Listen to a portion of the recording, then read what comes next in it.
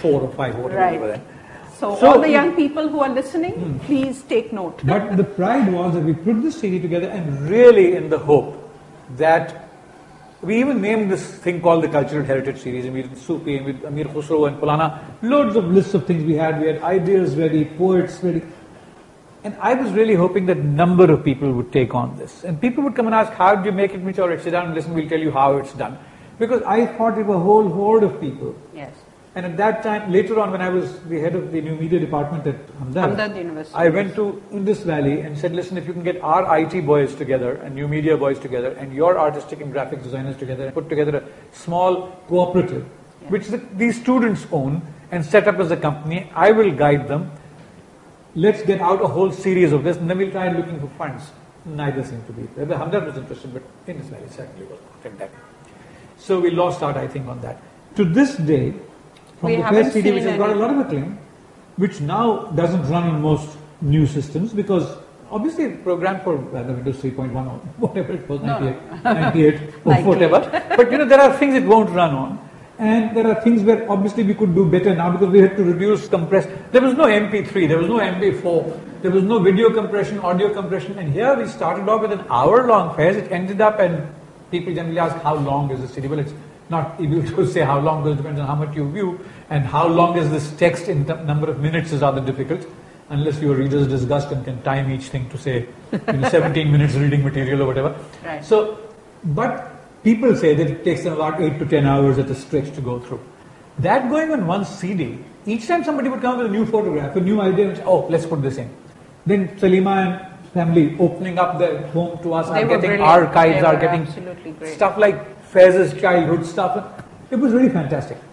To this day, everybody asks for it. The pride was that when in America, when I went there with one session with Salima to launch it there at some other Faiz Union, every parent came out and said, for our children's graduation, we've given them a Faiz CD this year because this bridges the gap. It's their age, they are inquisitive about the technology, and they stay for Faiz.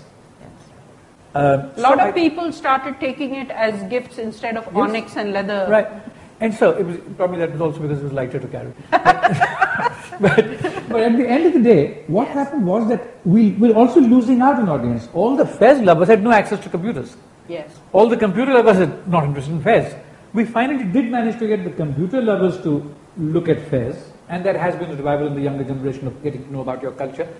9/11 ke baad to aur zyada. So now there is a demand, and their parents are now in access to computers because that's that generation that has become parents, and also because there's email, so everybody is on with their grandchildren and everything, so they know computers. They keep coming and asking for Faiz. Apart from this wonderful Islamic center in Chicago, which pirates the CD and sells it, where piracy and Faiz should have little to do with Islam, but they sell that. There's another store that I would not mention who continues to sell it now for $25, $30 and has run out of buying it from you and me, but still does. So obviously it's changed its case and stuff like that over time. So, but it was great. I am really hurt by the fact, because there was never a degree of competition. We would have done more if we had the money. If somebody else had the money, at least we could have preserved a lot of those things. But from them, Faiz thing, which is still in acclaim, to now, apart from... And that was February 99. So we're talking about 10 years. We're talking about 10 years now. Apart from Jinn Technologies, who came up with the story of Pakistan, which is more like the, what was Microsoft Encyclopedia? Encarta. More like the Encarta kind of thing, where you had facts and images and videos, etc. in that context. Which was a good product. Which was great. And the late Dani had, vetted it, and therefore it was historically accurate, at least from his point of view. It was, a great, important point of view. It was wonderful as a product. It wasn't the kind of CD that we'd made, nor were they trying to make this, nor were we trying to make an encyclopedia of Faiz either. So I think it was, two distinctly different products, and the market had seen now two very different products done. They could have liked one, liked both. I mean, I have both, and I think it was just as enjoyable and fun. And I'm sure Mansoor, etc., had the first CD to look at. Yes. And our packaging, etc., had gone into it because it was very attractive, etc., for a different market. Yes. Yet, from there to now, I have seen nothing. The one thing that I have seen that could have been that was the one that you brought out on Jinnah. Yes, but that was restricted because of the point is that was a personality that we had in mind to do a really elaborate one on Jinnah. Finally, when you got an opportunity to do Jinnah, it was curtailed by the society for just having this much. Whereas so much more material was available and could have been done. Definitely. And there should be a product on Jinnah that is much more expensive. Iqbal everybody talks about. I mean, Hamdard University asked me to do Iqbal. And I politely refused that I wasn't qualified to have enough material on Iqbal unless they gave me some experts. But so, Zach, why do you think this is? I mean, that's what we're trying to get to the bottom of. With I don't know. When I said in the new media department, I asked people to do something with personalities, showed them the fez, and I said, choose a personality, do a mini thing on it. And there was Imran Khan was by far the head of, why don't we have CDs on all our heroes? And then one person wanted to do 5 scientists, 5 Muslim scientists. Yes. Of course, that got shot down immediately. Because of whom we wanted on. Yes, because you couldn't say Professor Abdul Salam could be included, and he was a Nobel Prize winner.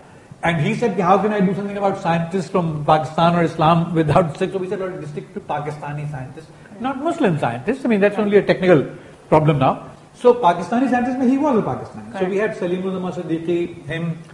Oh, lo and behold, we even had Ataur Rahman, as a young scientist at that time on it. And 2 others, biologists.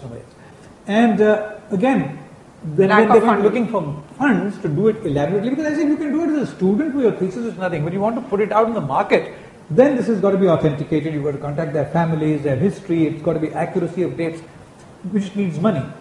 And Hakim Sabit said that he would get the funds, but then, of course, we did to him what we would like to do to most of our heroes. So that was gone. And then finally, when we went, the students went to 2 organizations who both said, well, you can take out Professor Abdul Salam because we can't be associated with it. And so that was that. So, I mean, that and I tried to take out one on cricket in Pakistan. Yes, and we even did a very comprehensive prototype with Afia, who's an expert who worked as editor of the Cricketer. And we took it to the PCB, we took it to various large organizations. We wanted to put kiosks at places. But it was never a priority. What it is it's an apathy. That's one part.